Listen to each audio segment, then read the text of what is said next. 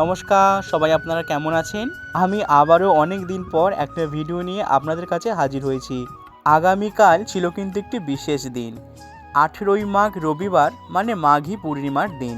আর ওই দিন তো প্রতি বছরের মতো এই বছরও বাড়িতে ছোট করে একটু সত্যনারায়ণের আয়োজন করা হয়েছিল।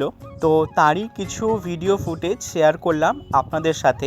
প্রতি বছর এই সত্যনারায়ণের পুজোটা আমি কিন্তু আমার মায়ের মন্দিরেই করে থাকি। আমি তো সকাল থেকে সব জোগাড় করে রেখেছিলাম।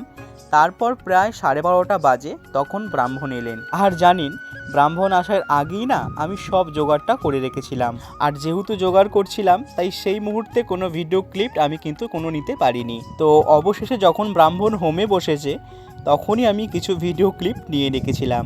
আচ্ছা, আমরা বাড়িতে কি করি জানেন তো? প্রতি বছর যেমনই মাঘী পূর্ণিমা ছাড়াও মাসের মধ্যে বেশ কিছু ভালো ভালো পূর্ণিমা থাকে।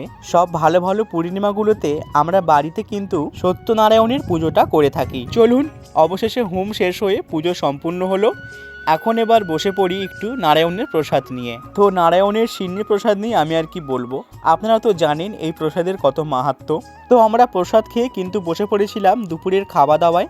আর আজকে মেনুতে ছিল কচুরি, ঘুগনি এবং বাঁধাকপির তরকারি। আর এই রান্নাগুলো মা পিসি একসাথেই দুজনে করেছিল। সত্যি বলতে নিরামিষ রান্না তো খুব দারুণ হয়েছিল। চলুন আজ তাহলে আসি, দেখা হচ্ছে আমার আবারও নতুন কোন একটি ভিডিওতে।